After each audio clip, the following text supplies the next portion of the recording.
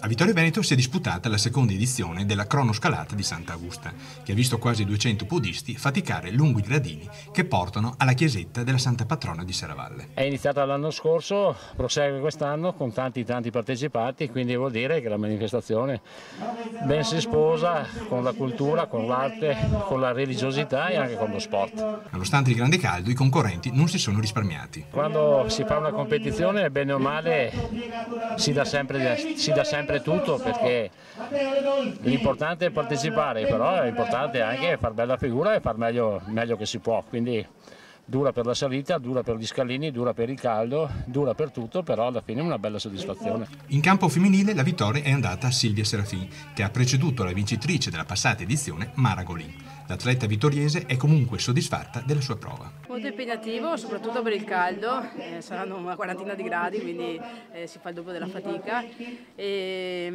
Sono contenta perché comunque ho fatto il mio personale, ho migliorato di 15 secondi. Tra gli uomini si è imposto il marocchino Abdullah Bamoussa al suo esordio nella manifestazione, che ha chiuso in un eccellente 6,44. È la prima che faccio.